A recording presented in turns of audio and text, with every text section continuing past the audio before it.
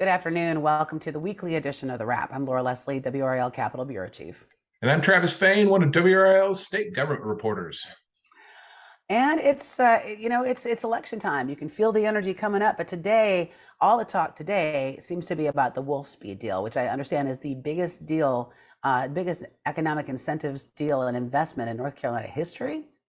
Yeah, and I mean $5 billion that's going to be invested in, is it Chatham County, I believe, to It is Chatham County. It's the CAM site. It's over by Randolph County. build a new semiconductor factory. They're gonna make the silicon carbide, which is so key to the semiconductor industry. I learned today that already the largest facility in the world, according to Wolfspeed's CEO, is in Durham, and this I think will have 10 times the capacity. So this is another mega deal. And North Carolina kind of on a roll here with this sort of deal. You know, these chips are used in all sorts of things, but one of them is electric vehicles, and we've really increased our footprint as far as electric vehicles, electric batteries with recent announcements. We're becoming a hub for that sort of thing. You have to wonder how much of this has to do with the VinFast announcement and the Toyota announcement.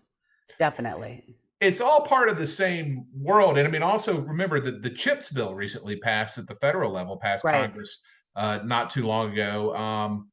And that has got a bunch of money. And I asked Greg Lowe, who's Wolfspeed's CEO today, you know, does this Wolfspeed semiconductor plant deal happen without the CHIPS Act? And he said, well, kind of both. And I don't really know exactly what that means, but I think what it means is, you know, he said we're moving forward here before the money from the CHIPS Act flows, but they absolutely expect to get money from that bill. I think it's upward of $50 billion. And that was the bill to invest in infrastructure to produce more chips in the U.S., right? Because we have found ourselves over a barrel with the chip shortages worldwide that are going on right now. Yeah, that were exposed by the pandemic and are part of the reason that a used car or some new cars are so expensive right now. I, I mean, and remember, that's the bill where it passed the Senate with Republican support, including Senators Tillis and Burr, but every North Carolina Republican in the House voted against it. This was the bill that moved forward after, you know, Senator Manchin announced a deal on another bill that kind of Hmm. it surprised Republicans, you know, and they didn't like, and that led to some switching of votes. You know, that's what people speculate. Congressman Ted Budd, who voted against it, and of course is running for the United States Senate, a Republican. He said that today that he voted against that CHIPS Act because there were some. Basically, he says that Democrats pulled some guardrails out from an original part of the bill that would allow taxpayer money to be invested in shifting manufacturing to facilities in China. He was for the bill back in January earlier this year, and then he says the bill was altered before the final vote. Of course, At any again, you know, rate, at any rate, Ted there Budd was and Tom money. Tillis voted for the bill as is. So Yeah. So we don't know. Do we know when the construction is supposed to start? Because they're talking like 1,800 jobs. it's 1,800 jobs, and it's a ramp up. I don't have the exact dates, but I mean, it's huge. It's huge, and you know, once again, a very bipartisan announcement at the governor's mansion on this today. You know, you had the governor, you had Speaker of the House Tim Moore, who, by the way, called the CHIPS Act absolutely transformational. So he was very complimentary of the CHIPS Act. Speaker of the House Tim Moore was today. Uh, yeah, I mean, it was everybody was all smiles. Well, they won't be in a couple of months because it is now election season, and today is the day that absentee ballots start going out. So I've been working on a story today to try to see, you know, now that the pandemic is largely in the rearview mirror, we'll say, knock on wood, don't jinx it. You know, are people still voting by mail or interested in voting by mail? And the answer is at least on the first day, in terms of the kind of requests that they've had come in, they are still more interested in voting by mail than they were in 2018. So some people who voted by mail during the pandemic decided they want to keep doing it this way. But basically we're looking at 2020 was like 13 times higher. Right. You know, so a lot more people were doing it by mail in 2020. Interesting to wonder what this is going to do in terms of, you know, the polls, lines at the polls. But you know, Gary Sims with Wake County Board of Elections told me, he says, you know, he feels like everybody he's talking to is excited to vote in person, and that doesn't start until I think October 20th. I could be a day or two off on that, but I think that's right. So, but anyway, right now they're just sending out the absentee by mails, And they're also opening up the portal that the overseas voters use, and blind voters can use as well to vote online. So it's officially election time. It seems so early, but yes, here it is. Yeah, And a North new Carolina, if I remember correctly, earliest in the country to send out absentee ballots, or at least very close to it. I One of think a the lot of that is because of our large military presence, because they have to get a lot of them out anyway, Yeah, to everybody overseas. right, right. The federal government requires that, and one of the things people will be voting on is control of the General Assembly. And I was at the Wolfspeed announcement today, so I had a chance to ask the governor and ask the speaker, Democrat and Republican respectively. You guys get up here and you make these big economic announcements, and everybody loves each other. Is that not a really strong argument for the power of divided government? As opposed to Democrats controlling the General Assembly and the governor's office, not going to happen, or Republicans getting some sort of supermajority and thus being able to overturn the governor's veto, which is more likely. And the governor said yes. He thinks that, quote, that balance that we have right now is important to economic development. He did stop short, I noticed, though, of praising GOP tax policies, which have something to do with economic development. Obviously, he has fought a lot of the corporate tax breaks over the recent years, so he wouldn't quite bring himself to praise Republicans on that. Speaker of the House Moore said, "Yeah, you can make the argument that divided government is good," but didn't sound like Tim Moore was making that argument. He wants that supermajority. Says they always strive for bipartisanship, particularly in economic development issues. But I think that argument is there, and it's a strong one, that the checks and balances that divided government brings us, in this case between the two parties, have something to do with the recent rounds of economic success in this state. Well, to look at it from another angle, though, there are a lot of folks in the legislature who would like to see less divided government, at least in terms of redistricting. And I am referring, of course, to Moore v. Harper, the case that's supposed to come before the Supreme Court this year, in which our lawmakers are making the independent state legislature theory argument, which is that basically the elections clause in the U.S. Constitution gives the power to set the time, manner, and time, place, and manner of elections, federal elections, to state legislatures, and does not say state judiciaries and state governments, and therefore state judiciaries should not have the power to review or to rewrite or overturn laws that state legislators make regarding at least federal elections, even if the court thinks that they violate the Constitution. Now, this got some attention this week when the Conference of Chief Justices actually weighed in on this. This is a group of all 50 bipartisan, chief justices from all the states. And they don't weigh in on a lot of things. I think that they filed maybe 7 or 8 briefs in the last 20 years, but they did file on this one. They said basically that this would strip a lot of the power of state courts, and they think it would also upset the balance of government. And so they're strongly opposed to lawmakers' arguments in that case. Of course, that's like one of like 18 or 19 or 20 amicus briefs that are out there. And a lot of those briefs are in favor of the arguments. They're coming from groups like the America First folks, that's the former President Trump supporters. A lot of the right-wing conservative think tanks are also weighing in on this. So right now, I would say in terms of the running balance, you get a lot more briefs in favor of the arguments than against it. But that was an interesting entree into that case. I still don't know if there's been a date set. I can't find one. I don't know. I think there is some thought that arguments will be held in that case before the end of the year, but I don't know exactly when. The Supreme Court is, its own entity, that is for sure. Speaking of redistricting, we noticed, and look, we could do entire raps about who's spending money where in what races, but I did want to note that the NDRC, which is former Attorney General Eric Holder's group, that is it the National Democratic Redistricting Committee? Something like that. That would They make put sense. they push for redistricting reform that will help Democrats. That will help Democrats. Yeah. They're jumping into a bunch of North Carolina races. I saw a number of state legislative candidates, obviously Democrats, on that list. The money's starting to flow. Yeah.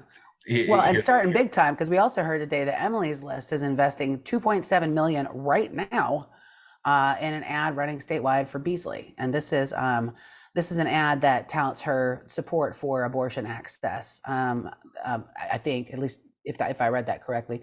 But no, it's going to be in all 6 major markets. They're talking about broadcast, satellite, cable. I mean, it's a serious buy, and it's a serious buy, especially for so early in the cycle. We're just coming out of Labor Day. This is just about the time that people start paying attention to elections. So, that they join a long list of third-party groups that have said that they will target North Carolina. That includes Planned Parenthood, and the other side of that one, Susan B. Anthony list. We got Club for Growth that's expecting to step in for a couple of different candidates here in North Carolina. So it's funny. It used to be, Travis, that you and I could look at what people were doing in terms of fundraising and actually sort of get some juice out of that in terms of, who's leading, who's likely to be dominant in this race.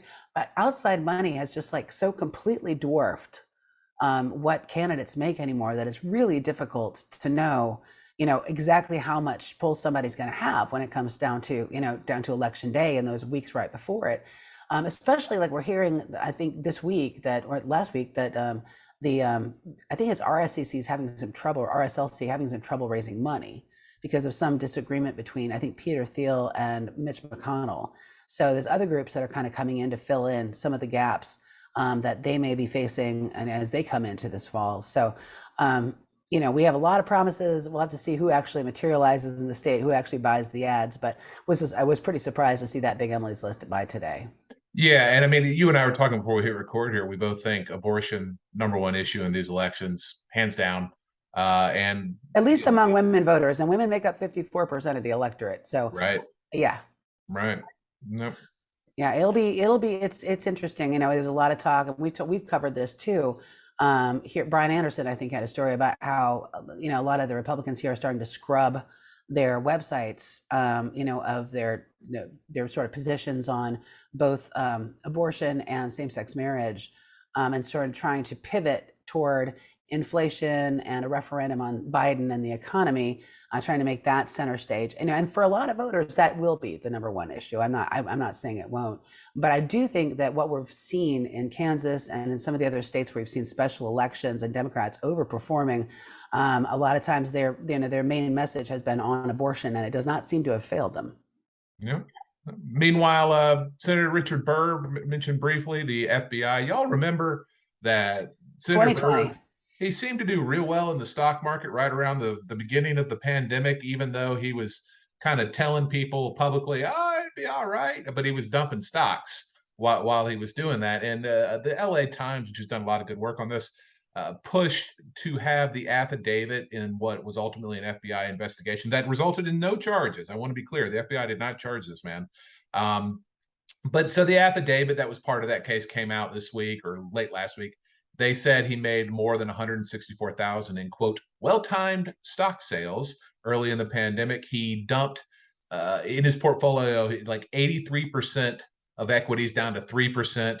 He avoided something like $87,000 in losses. His wife sold off a bunch of stuff too. His brother-in-law sold off a bunch of stuff. Right. After a call with Senator Burr, he also had hip replacement surgery recently.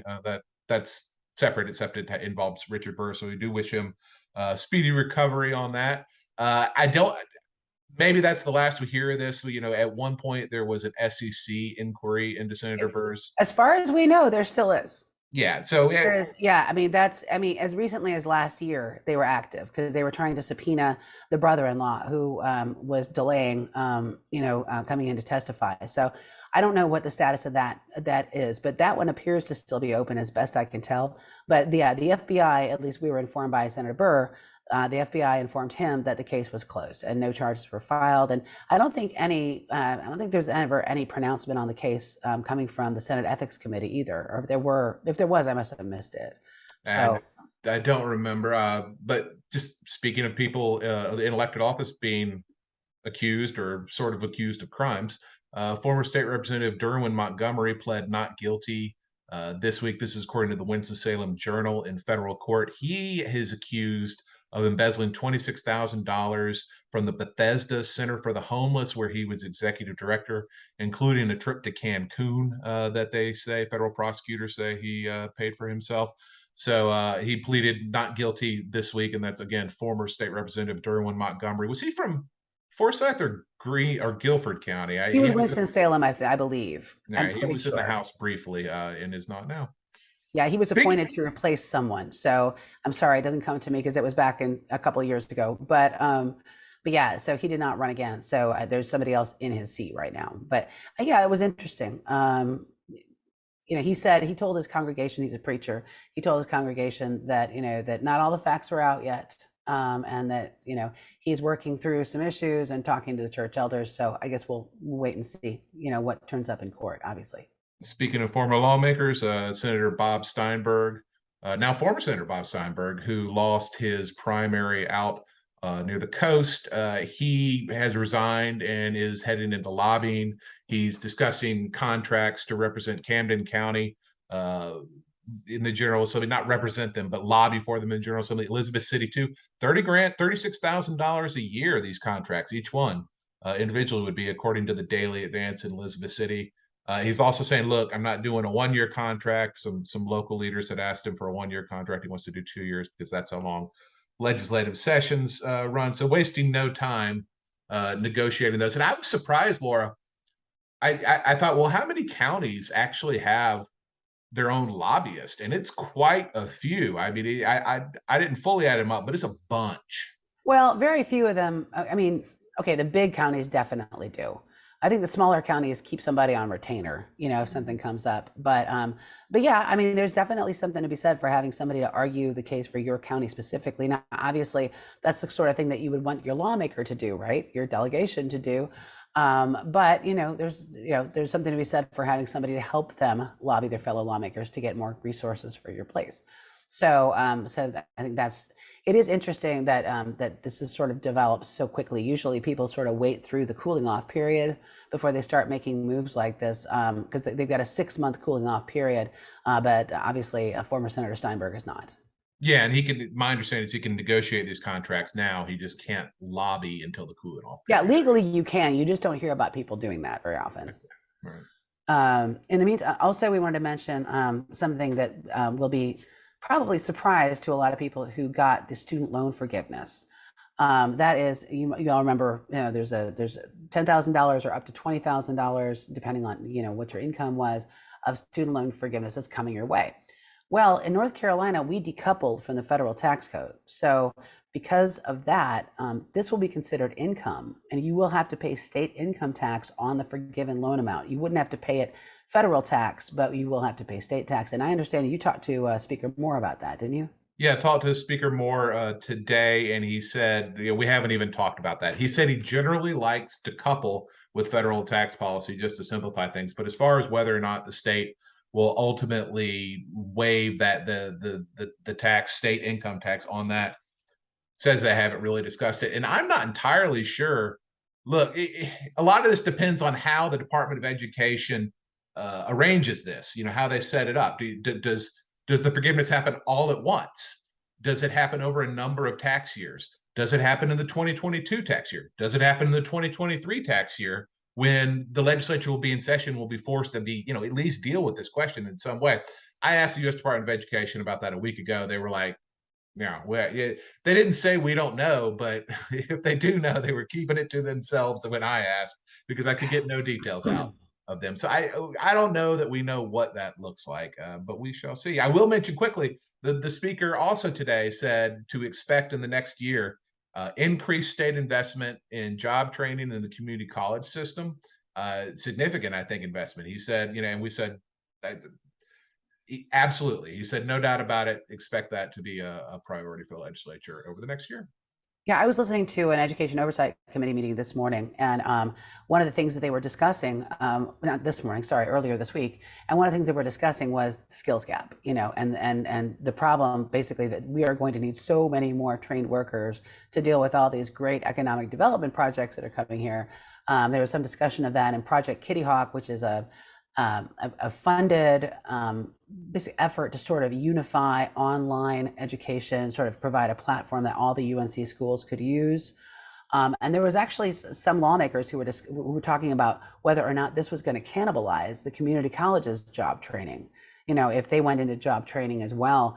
But it sounds like, even though there was some skepticism about the project in general, it sounds like everybody is sort of on the same page in terms of, we've got to do something, because we're going to lose our edge if we don't have enough people to fill these positions. Yep. Workforce development is huge and the economy moves and changes fast. I got two other quick ones.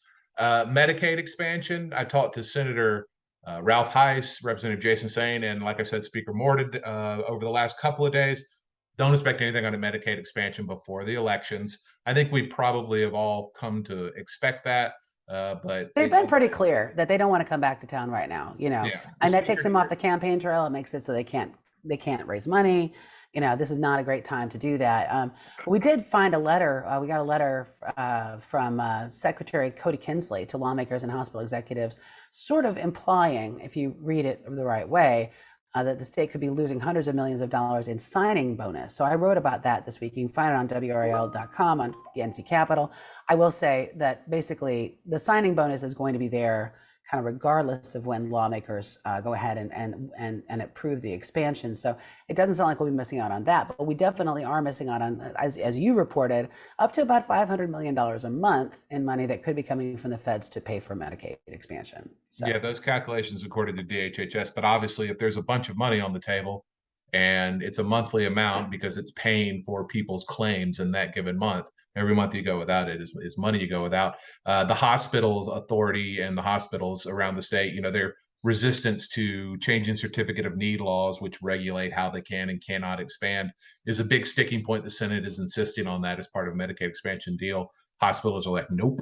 The speaker was asked today if hospitals have changed their position on that at all. His answer was, I don't know. I'm gonna go ahead and translate to that to, yeah, nah, it ain't changed. The speaker did say that overall he's very optimistic that expansion gets done eventually. Eventually, keyword. Eventually. Anyway, we should probably wrap this up. But thank you. I got one more for you. One more. Okay. Ronnie Chatterjee, Democrat, ran for treasurer, 2 years ago at some point recently? He's now chief economist for the U.S. Department of Commerce. He was in town today for the Wolf Speed announcement at the governor's mansion. And I believe this announcement was supposed to come next week, but the governor kind of let the cat out of the bag a little bit early. He will be taking a lead role for the Biden White House on implementation of the CHIPS Act. So that's a North Carolina guy who's going to be kind of leading the implementation, the nuts and bolts of that very big bill. I think that was 2020. That rings a bell. Yeah. It sounds right. Anyway, so next week, obviously, we're looking forward to more campaigns, more money, and of course, more oversight meetings. So we'll keep you posted on all that here on the Wrap.